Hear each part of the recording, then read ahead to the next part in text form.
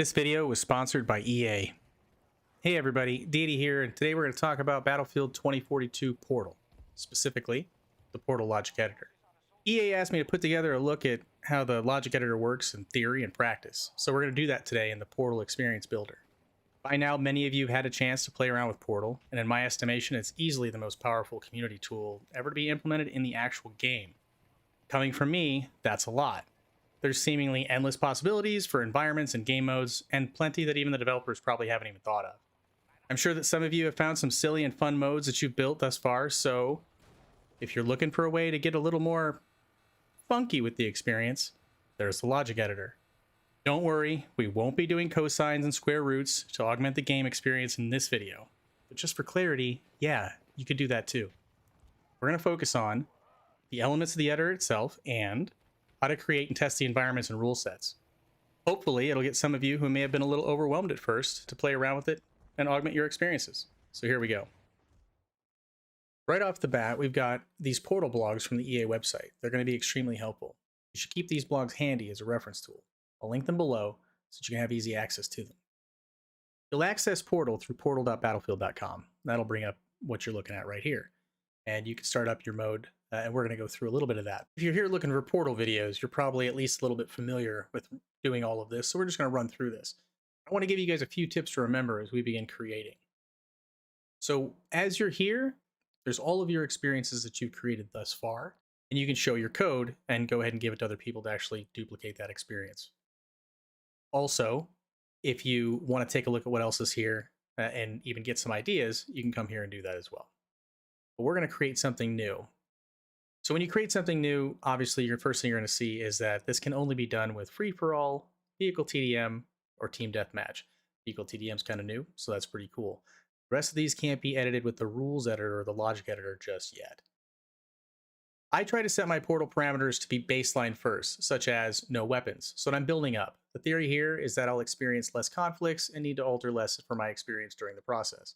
Remember, the logic or rules editor is going to do what you ask it to do. Always be thinking cause and effect. So for my game mode, I'm selecting free-for-all. When a map rotation is here, you're going to want to use smaller maps for testing most things. You can always upscale for a broader experience in testing. Smaller maps will allow for a quicker assessment of what's working in most cases. In this particular case, I'm going to go ahead and add Kaleidoscope with a smaller scale map. We're going to be quick through this. When you're setting up your game mode, have in mind what you're going to try to accomplish, and as I said, try to make your stuff as baseline as you can. That's going to help you out in the end. If you don't, you can always tell the rules editor what exactly you wanted it to do in the first place, and do it that way too. A couple of things that I wanted to make sure that I changed before I started. Let's do 32 players, and I don't need to do a whole lot of change of most of anything here, but the big thing here is AI. I need people to test out what I'm going to do, so I need some PvP AI. Restrictions, we're going to go with full Battlefield 1942. That's going to be important later. I just want to show you guys how some of these things work. I'm going to turn off all weapons, and I'm going to turn off all gadgets. Now, we're at the rules editor. And this is where the fun starts. This is essentially your canvas, or your blackboard, or whiteboard, or chalkboard, or whatever you want to call it. This is where you tell the game what you're trying to accomplish and how. This is the cause and effect. Let's go over a few things that are going to help us out here. First, let's talk about the mod. This is essentially what you are augmenting. If it's inside of this, it's going to say, I'm going to try to run the rules and variables that you've input. If it's outside of it, it's going to ignore it. So if you put something inside of the mod, it's going to say, what are we trying to do?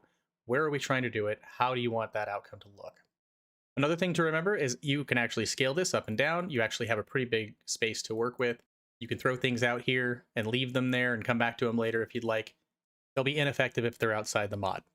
You can also copy and paste, and you can delete. Another thing to remember is everything on the left-hand side is going to have a tooltip. So if I want to understand what one of these things mean, I can right-click, click Help. I'm going to get a description of what it's looking for and what it's going to do for you.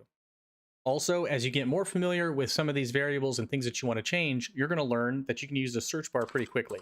And if I want to find things for inventory, which I do, I'm going to search for inventory, and it's going to come up with all of those variables that has that word in it, just like any other search bar.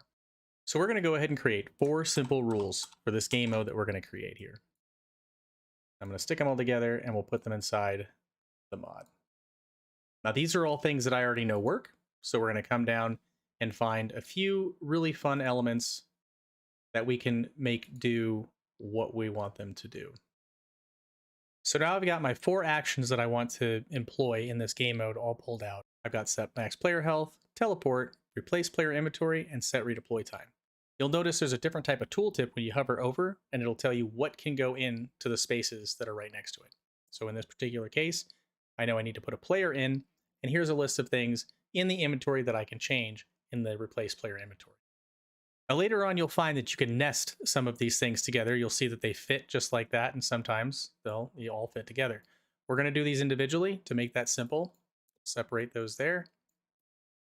And we're going to do these one at a time. So the first thing I'm going to do is I'm going to try to set max player health. So that rule, I'm going to need to say, how am I going to do that? Where am I going to do that? This is an if-then statement of on the player deployed, I'm going to need a condition. In fact, I'm going to need a condition for all of them. So let's just go ahead and create 4 of those. This condition is going to be what's called a literal. And here I'm going to need a true or false statement that I'm going to go ahead and put on there. So on player deployed, if the condition is true, the player is deployed, I want that player to have max health of a certain number. So by the numbers here, I know I need another literal. So I'm going to come and grab some numbers here. And let's go ahead and set that as 1. Now I have to tell it who I want to set that to, which is everybody. But the way to do that is to go to event payloads, and I want to find the event player, which is going to be everybody in this case. So everybody who deploys, if they've deployed, and that's true, I want to set their max health, every single player, to 1. Done. This will work. This is something that you can absolutely replicate every single time. So now I want to replace the inventory. Same situation. I need to have a condition that that's going to take place in, and I need to tell it what exactly I want it to do. Again, I'm going to say on deploy, because on deployed, I want the condition, which is going to be true. I'll copy and paste. And again, I'm going to want the event player. And then I'm going to want to tell it what to replace in the inventory. So how do I do that? I'm going to go here and say inventory. And I've got inventory secondary weapons. Now, if you remember, we set 1942 as our game mode that we're going to be playing around with. 1942 doesn't have anything but 1942 weapons. So we're going to break that and show that we can actually do something outside of that particular game and give them a tracer dart gun from Bad Company 2. Why? Because it's obnoxious, does about a damage or so, which is why we set the max player health to 1. Next, we're going to throw teleport in there as well. We're going to give it a condition. Again, it's going to be true on deploy. So we'll change that there. Now we have to do something a little bit more special. First, we'll put the player that we know we need to change. So player who deployed, if they were deployed, they're going to be teleported to a vector. So I want to find things that say vector. So let's look for a variable. I've got create vector. Let's pull that out and we're going to throw that in there. Variable needs basically a number for X, Y, and Z axis. Pretty simple. I'll go ahead and copy paste again. We'll throw these numbers down in here. I want them to go to an increment of 500 in the sky and drop down. And it's going to co-locate them pretty much in the same location on that map. I'm also going to take a look and say, what do I need in that last piece? Obviously, it's going to be a number. And it's going to tell me that it's going to need a yaw rotation. We got one more to do, and this one is going to be setting redeploy time. Once again, we're going to need a way to make that happen. So in this particular case, we're going to say on player died. Is that true? Then we're going to set redeploy time. Again, we'll need an event player. Which player? The player that died. And then, as the tooltip suggests, we're going to need a number that's going to indicate time. In this case, I'm going to go ahead and go with 0 because I want them to redeploy instantaneously and get right back into the action. We've created this. You want to go ahead and label these all up, so I'll do that now. And so now I have my rules and conditions and actions for all 4 of these. Heartbeat away, 1 health, dart guns, let's give him a dart gun. Airborne, let's drop him from the sky, and then the returned. Thought that was fun. We want them to redeploy with next to no time. Now we need to save our experience. With all changes that you're going to make here, you're really going to want to make them incrementally and save them all the time. So we've got a name, I've called it lawn darts. Description, airborne dart guns. It's going to tell me that the experience is valid. That means that I've filled these out correctly and nothing is left undone. What I will try to run is going to try to run I don't have any errors. I also see my tags of how this is going to show up. The next thing I want to do is go ahead and save that. From here, I can also go and show my code and share that experience so other people can join this as well if they like that. I can also duplicate the experience, which is actually really important if you find a really good baseline. Now you have your experience saved. If you make any changes to this whatsoever, even if you pull everything out and put it right back in the mod, it's going to ask you to save it again. Very good precaution. Make your changes incrementally, save often. Let's go ahead and fire up an event, see what this looks like. And here we are at our experience, hoping that it's going to do everything that we set it up to do. So let's try that out. As you can still see, we're doing 1942 soldiers. We're going to go ahead and fire up. Let's see if it does the first thing, which is drop us from the sky. And I got meleeed on the way down, and I don't know how that happened, but that's really funny, and it's never happened. So let's try again. I did get to spawn instantaneously. Here I come again. So I can tell that I've got my dart gun. I can't believe I died on the way down from that. That is absolutely bonkers. So I'm going to go ahead and try this, and we have just great, man. Most of what we've done so far is working. So we can be pretty excited for that. So most of what we wanted, if not all of what we wanted, is working. Maybe that knife thing, we can go back to the portal editor and try to figure something out there. But at the end of the day, we got what we wanted. We tested out the mode. We're able to go back and make changes. So that's it. That's the Portal Logic Editor in a nutshell.